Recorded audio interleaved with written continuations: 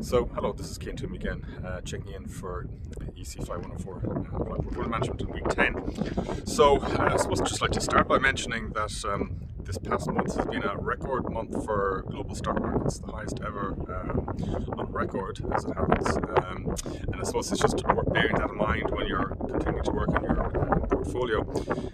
That equities again have rebounded, and of course one of the reasons is that a lot of people believe that the worst of the crisis economy is behind us and that we're going to see a strong rebound in 2021. And with that in mind, I suppose one of the questions that arose with the talk with Damien Mead on Friday, which I thought was very useful, was to discuss about cyclical stocks. So I'm going to send you some material today on that. In addition, I suppose if people are taking more risks, one of the areas in which risks are urged, of course, is in emerging markets itself. And again, a lot of people are probably likely to increase their allocation to emerging market stock markets. So again, if you haven't got that in your portfolio, it might just be one thing to consider. In general, of course, what you're asked to do for the project is to follow the news.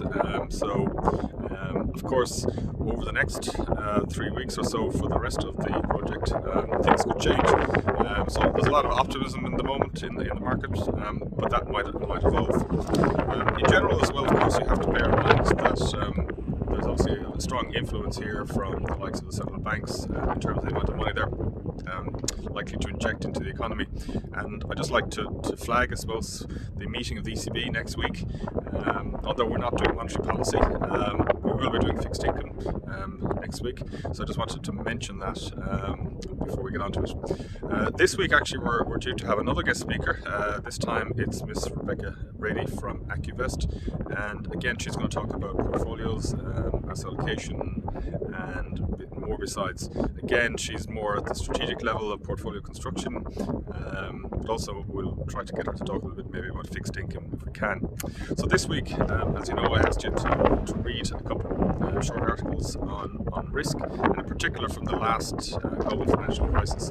And the reason I suppose for just looking at the last one is that obviously lessons have to be learned in each crisis period, and I suppose it's just to think about that maybe during the current pandemic, even though obviously the issues involved are quite different. So this week we're going to continue with that analysis of risk. We're going to talk a little bit more about some practical aspects of this and some case studies of operational risk, rogue traders, and more besides. And also this week I'm going to give you actually the question that relates to this particular topic on the final assessment. I can't give you the full final assessment as yet, as it hasn't been fully green-lighted by the external examiner, but this question is pretty uncontroversial in the sense that he's not going to change this particular one because it's fairly standard. So that's it.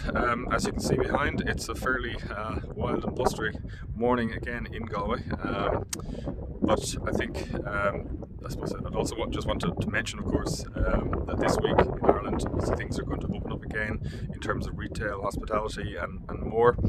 And of course, it's just something to bear in mind when you're analysing, again, for the portfolio, to what extent the European economy is likely to rebound. If you believe that the European economy is likely to come back strongly in 2021, again, that's another potential play you could look at when it comes to portfolios. Finally, I suppose I just wanted to acknowledge Damien Mead's talk last Friday, and to mention that if you do want to put together your own group equity allocation, as it were, feel free to do that. As such, what you can do is you can use some screens, you can use some ideas from his talk, or you can just use your own ideas and put together a relatively small portfolio of say 20 to 30 stocks would be perfectly sufficient. As Damien was explaining, that is one of the current trends when it comes to equity portfolio. So that's pretty much it for today.